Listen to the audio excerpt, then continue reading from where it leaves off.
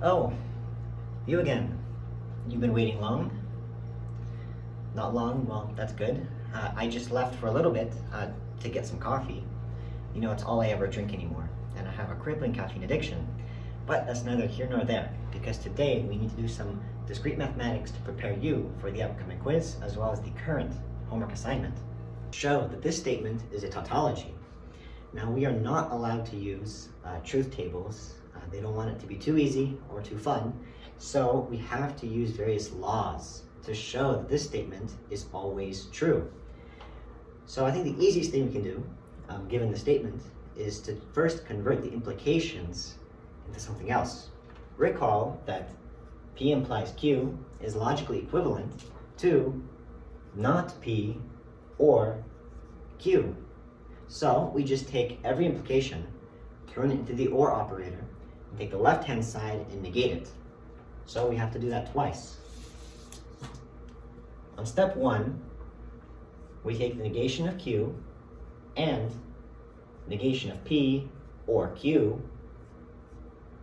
implies not P. That's the first negation. Converting this negation now, we have that the entire block between these two parentheses is the left-hand side of this implication. So we negate the entire block, the entire group, and convert that implication into an OR operator. We use the implication law twice, so we tell them that's what we used. All right, so what's next? Well, we see that we have a negation outside a group of parentheses, so let's just apply this negation to everything within the parentheses. This negation will be applied to the not Q, to the AND operator, and to this block of inner parentheses. So what does that look like? We should get something that looks like this. This Q was already negated, so we unnegated it using double negation and turned it into a regular Q. This AND became an OR. And this block here, the negation of P or Q, is in one little family of parentheses, so we just put the negation in front of the parentheses. And we're done. You may be wondering, how exactly did we do that? Well, recall from our early years that 2 times 1 plus 3, for example, can be easily performed by multiplying the 2 against the 1 and the 2 against the 3. And similarly, we're doing the same thing here. We're multiplying, in a sense, this negation across the negation of Q, across the AND operator, and across this block of this inner statement over here. So we're doing the same thing we did before. This is De Morgan's. As well as double negation, because recall, we had a negation of the negation of Q, and we turned it into a Q. Sort of like this. The double negation of Q is just a Q. So what's next? It's a little hard to look at this point. So let's reorder our statement. We're going to use the commutative laws to commute some of the variables around. Let's adjust our equation by moving the negation of P out in front of the Q. We get the statement here. Now nothing occurred and nothing happened to this negation of the negation of P or Q. These still match. All we did was we commuted the negation of P out in front of the Q. So now we have the negation of P or Q. We can do this because it's kind of like an OR. Similarly, if we have 1 plus 3, isn't this equivalent to 3 plus 1?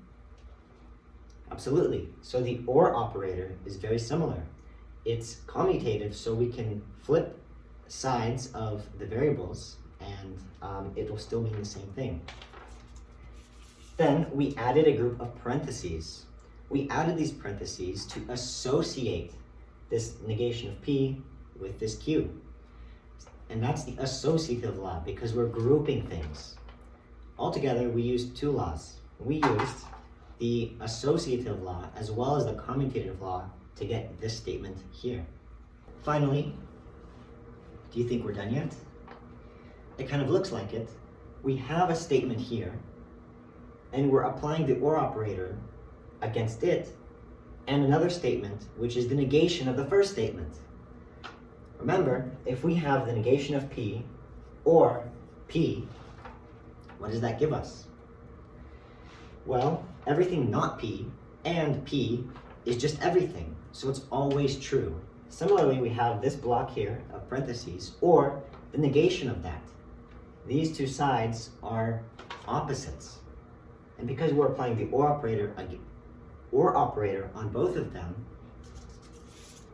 step 4 is simply capital T, tautology, using the negation law. And we're finished. We have shown that this statement up here can be simplified, reduced, using various laws to show it is a tautology. Now, I know what you're thinking. Alexi, please get a haircut. And I know, but I know what else you're thinking. You're thinking, you know, these recitations are all fine and dandy, but, you know, can you just give us some answers? Can we just get some homework answers? So this next question goes out directly from homework assignment. So let's do it together. Show that the negation of P implies Q implies R, and Q implies P or R are logically equivalent. So we can do this in one of two ways. We can either convert this statement into this statement, or we can convert the other statement into the first statement to show that they are logically equivalent.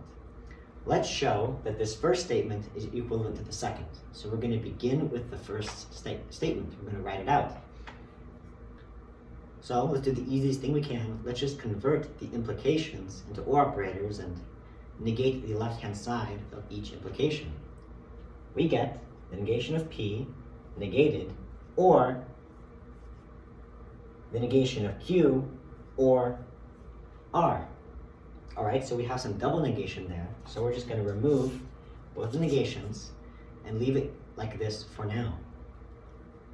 We used the implication law twice, and we also used double negation. This one shows a Q out in front, so let's use the commutative law to bring this negation of Q out in the front. So we're going to remove these parentheses using the associative law. We get P or not Q or R. Because everything is applied with the or operator, we can freely exchange it around. So we're going to take this statement and convert it into the following: not Q or P or R. Then we're going to use the associative law again to regroup some of the elements. We're going to regroup the P and the R. So up to this point, we use the associative and commutative laws to get from this step to the one below it. Finally, the last step. Well, can you see it? We're going to use the implication law again. We're going to use it to convert the or operator into an implication. So it's kind of like the reverse of the implication law, but it's still just called the implication law. We get Q implies P or R.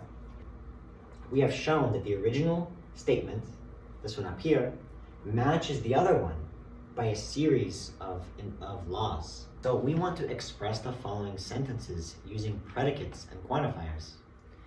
So what do we do first? Well, we begin by defining our domain.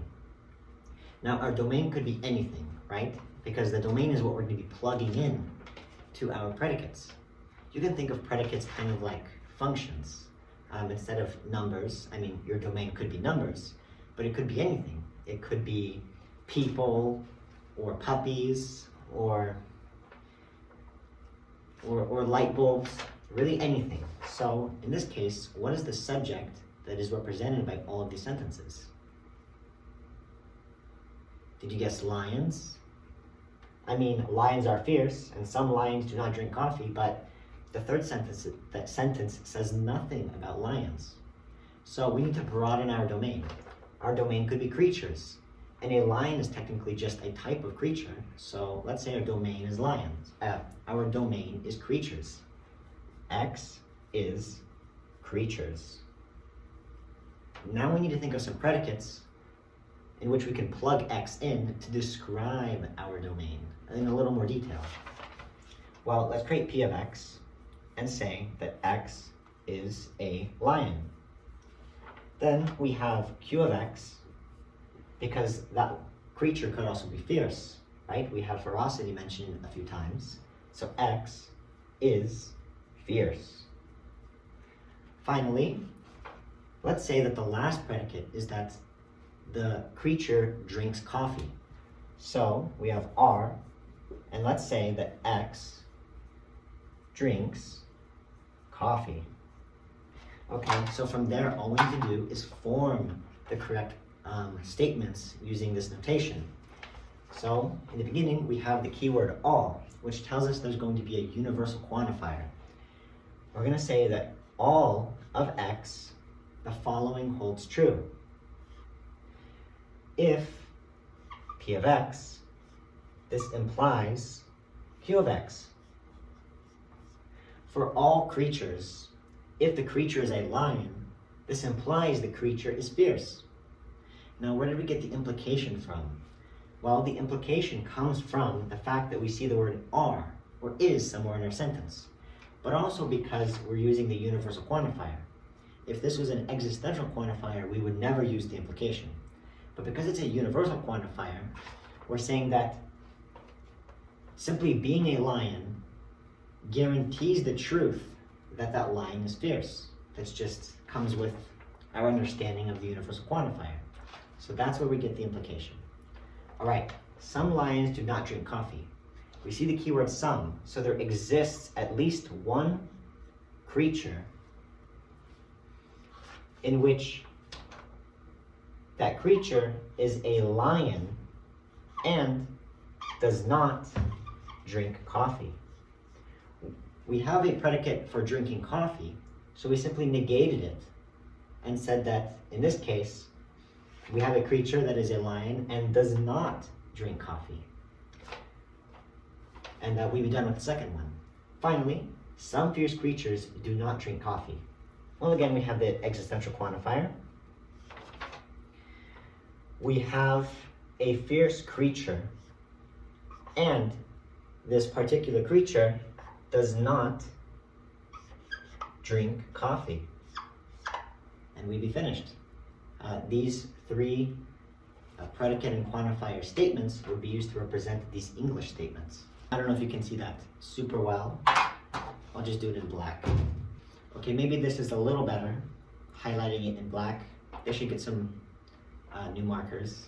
How about this one? What is our domain? Is it dogs?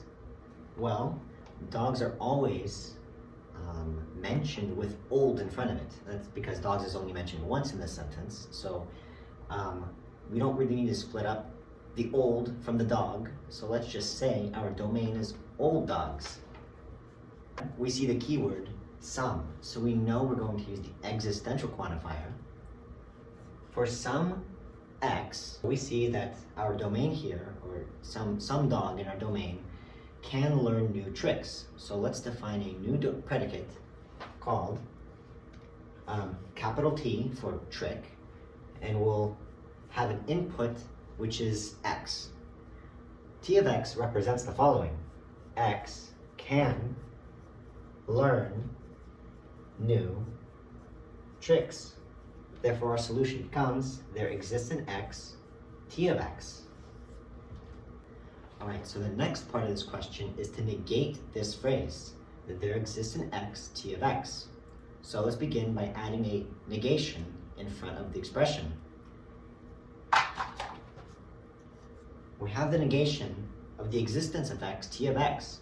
However, we want no negation to be left of the quantifier. So the existential quantifier is right here with the negation in front. We're going to apply something similar to De Morgan's. We're going to apply the negation across the quantifier and apply it on what's past the quantifier, the T of x. What we get is the following. Negation T of x. Now what we're saying here is that for all possible old dogs, none know new tricks, or none can learn new tricks. This matches the expression here. There does not exist an old dog that can learn new tricks. So we've properly negated our statement, and we've removed the negation from the front of the quantifier. Okay, no rabbit knows calculus. Would our domain be creatures? Well, I don't think so, because creatures is too broad. We never see a creature mentioned any elsewhere in this statement outside of that creature being a rabbit. So we can specialize, we can narrow down our domain from creatures to just rabbits. X is rabbits. And let's create a new predicate. Let's say C of X is the following. X knows calculus.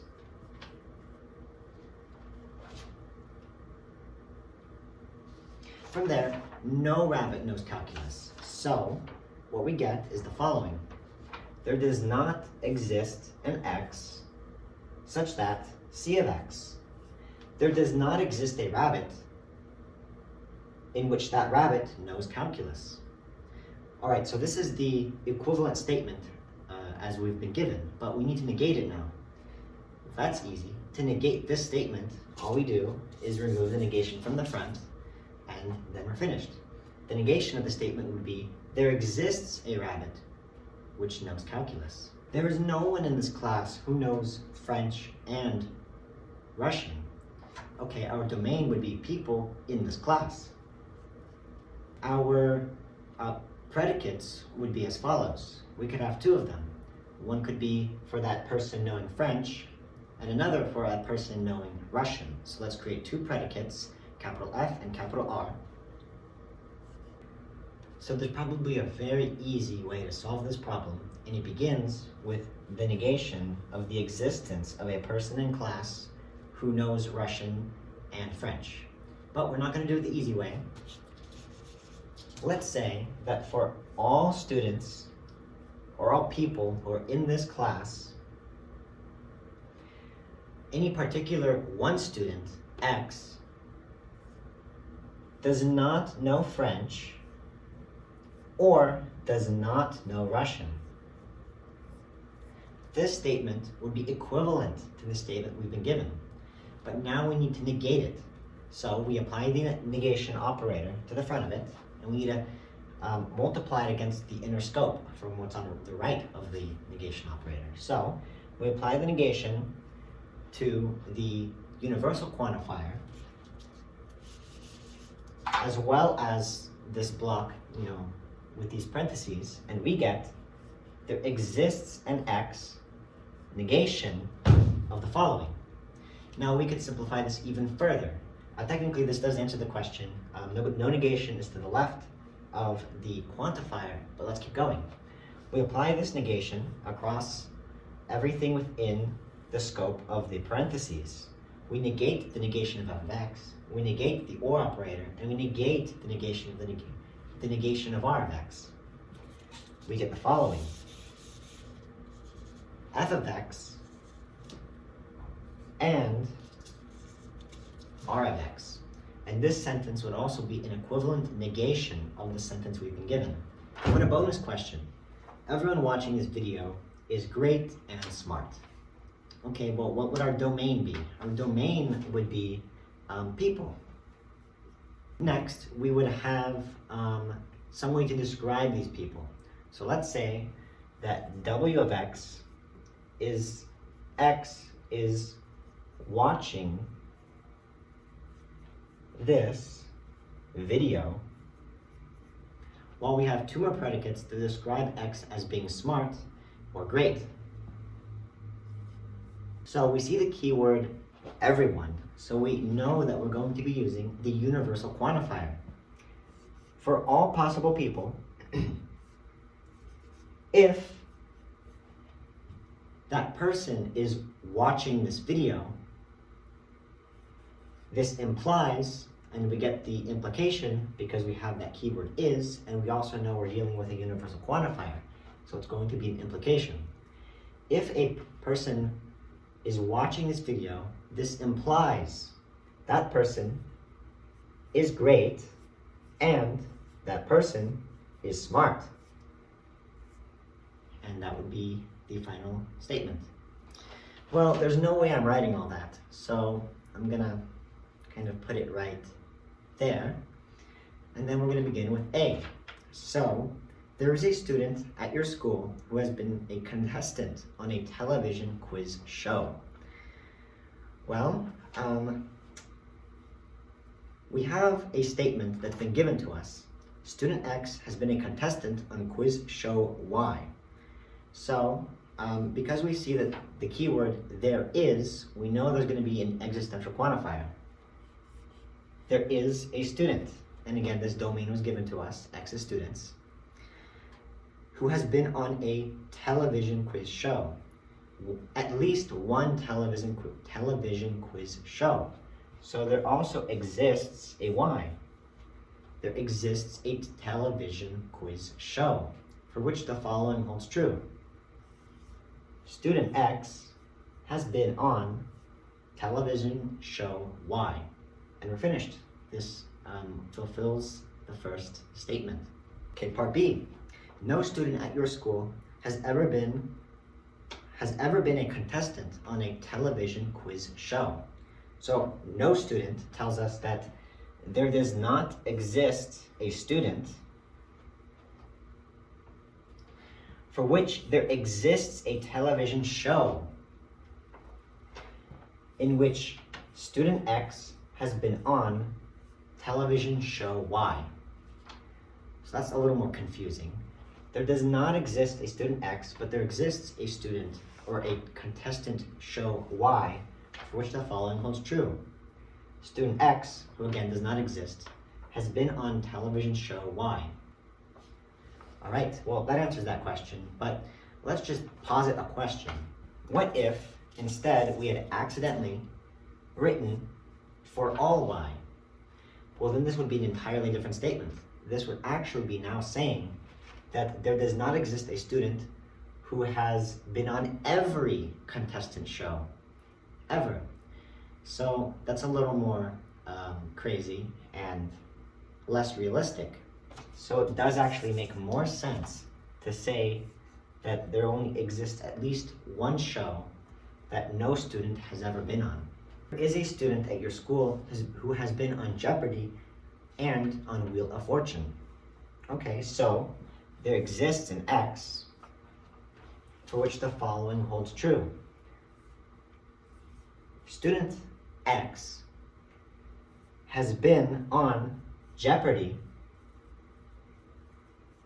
This is kind of like plugging in a specific variable into the domain of contestant quiz shows, and Q of X on Wheel of Fortune. I'll just write WOF, and then we're finished. There exists a student. That student has been on Jeopardy, and that student has been on Wheel of Fortune. Now it gives us the following sentence. There is a process that continues to run during all error conditions only if the kernel is running correctly. And it wants us to express this using predicates and quantifiers and, maybe the and or operators, but it doesn't even give us any help. It doesn't give us even a domain. So we're going to have to use our imagination here. Let's begin by coming up with our own domain. Let's say that X is as follows. Something in the OS. Next, we have a Y. Y is, then Y on the other hand, is the set of all states of the system, right? Because we have that, well, it doesn't say the word in there. And Y is, let's say that Y now is the domain of all possible states of the system we're working on. So let's create a predicate. S of X comma Y describes the following. X has status Y. All right, next we see that error conditions could show up. So let's define the set of all error conditions. E is errors. And we'll also define P. P is processes. Okay, H of E holds true when error E is in. H of E holds true when error E is in effect. All right, so we are now ready to put everything together. So there is a process, tells us there exists a process. So we say there exists a P in which, despite all possible error conditions, so we'll say for all possible error conditions, the following holds true. H of E could be in effect, but the AND operator, the following still is allowed. We have that S of P, the process we are currently saying exists, S of P running implies S of the kernel working correctly.